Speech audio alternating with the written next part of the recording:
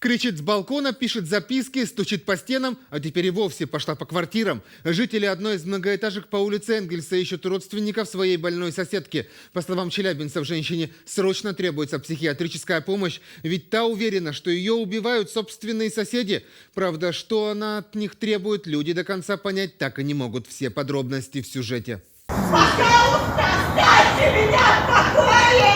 Я умираю! Я умираю! Я умираю! Я умираю! Я умираю! Как рассказывают местные жители, длится эта история уже несколько лет. Каждый раз, когда дама принимается истошно кричать, соседи хватаются за головы, а дети прячутся. Все боятся, ведь никто не знает, чем это все может обернуться. 80-е подвигайте от любых усов, от любых мест, даже от края ванны, не знаю куда, но от 80-х, пожалуйста, умоляем вас, отодвигайте. Эти кадры были сняты на днях. На них дама, как всегда, очень настойчиво просит отодвинуть все от 80-й квартиры. Причем обращается она к закрытым дверям. Что опять случилось? И кабели. Что опять случилось? Я повторяю еще раз говорю. Пожалуйста, из какой квартиры? 79-я, да. Пожалуйста, ничего на 80-ю не двигаем никогда.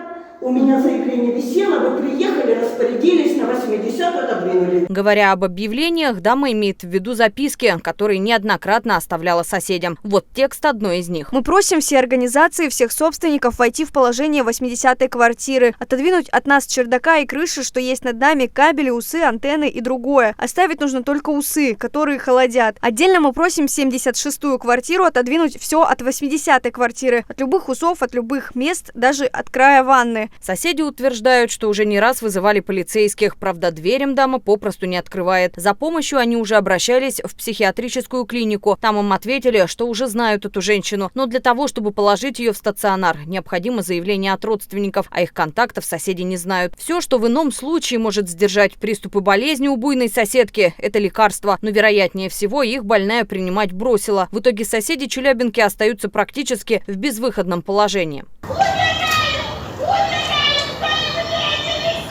У нее сестра, сейчас мать-то умерла, сестра хитро прячется. Единственный, кто может помочь в данной ситуации, это хоть кто-то из родственников больной женщины, поэтому челябинцы не теряют надежды их разыскать. А вот этот житель Магнитогорска, наоборот, кажется, смерти вовсе не боится. В поисках острых ощущений он забрался на недострой, принялся испытывать свою координацию. Вот ты оттуда башкой, и все, и не станет тебя. К счастью, все обошлось, и парень не сорвался, но очевидцы успели изрядно понервничать.